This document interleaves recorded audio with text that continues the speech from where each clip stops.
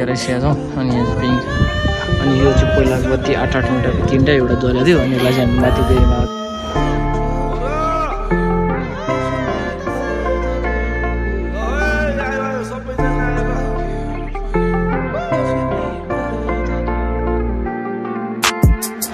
आयो चारतिर उजेलो छ संसार गाउँघरमा झिलिमिली तिहारको लहर आयो दसैँ तिहार रङ्गै सारा संसार आयो दसैँ तिहार रङ्गै सारा संसार दसैँको लहर हेलो गाइस आज चाहिँ अनि हामी पिङमा बत्ती हाल्नेवाला छौँ अनि तार तान्दैछौँ यहाँनिर बत्ती लिएर आएको छ हामीले 8-10 वटा किनेर अब कस्तो देख्छ हेर्दै जानु होला बत्ती हालेको फाइनल लुक कस्तो आउँछ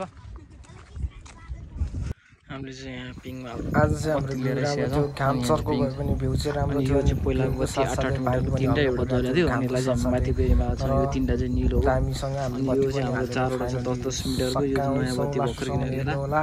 अनि यो 4वटा खम्बा भेटाएर हालिन्छ यो चाहिँ 10-10 मिटरको गोल्डन कलरको हैन अब कस्तो देख्छ तार तानिसकेको छौँ हामी उ देख्न सक्नुहुन्छ अगाडि अनि हाल्छौँ हेर्दै गर्नु होला कस्तो देख्छ हैन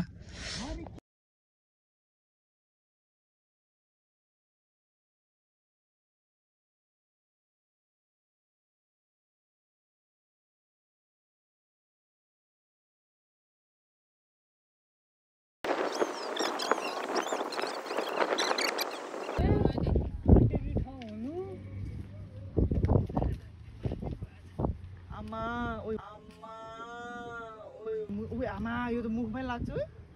यहाँबाट हेर्दा भाँचिँदैन के मुखमा लाग्नु सियानमा चढ्छ ठिकै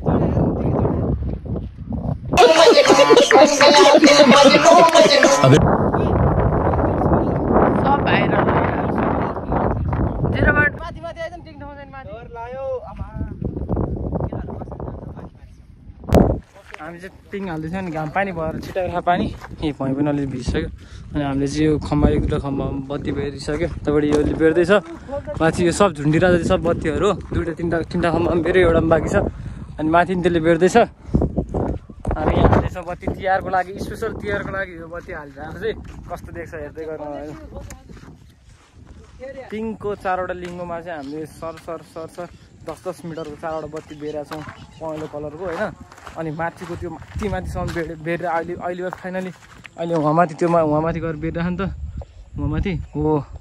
त्यो चाहिँ हाम्रो निलो लाइट बल्ब छ होइन निलो लाइट हामीले माथि 3टा हालेका छौँ एउटा यता 2टा खम्बामा उतापट्टि 2टा खम्बामा एउटा चाहिँ त्यो तेर्सो गरालोमा हालिदिनुवाला छौँ 3टा निलो लाइट अनि 4वटा लाइट चाहिँ पहेँलो लाइट 4वटा मन्दिर झार्छौँ होला नै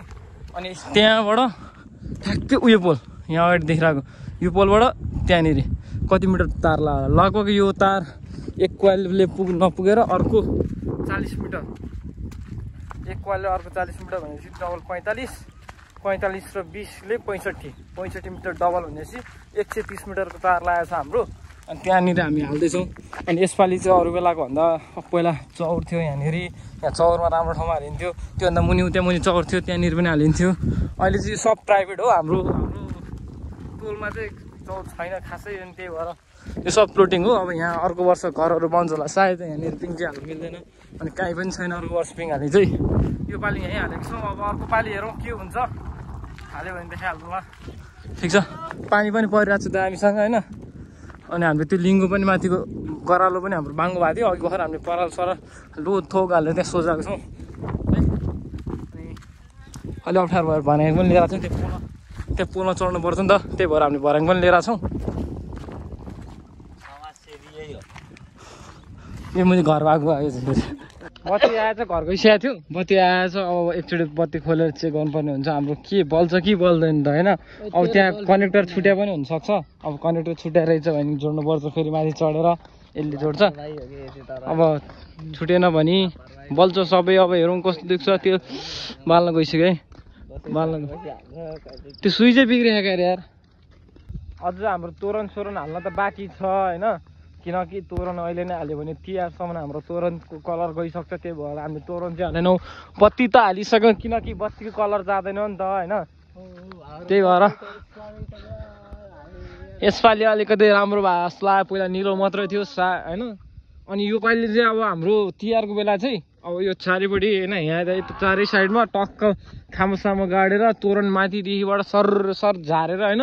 दामी बनाउनु पर्छ भन्ने सोच छ हाम्रो।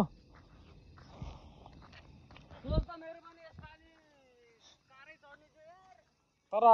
तिम्रो सोच पुरा नभए भने हाम्रो सोच पुरा हुन्छ होइन। कस्तो देखिरहेको छ बत्तीको छेउमा टक्क दिनभरि काम गरेर नुहाएर आएपछिको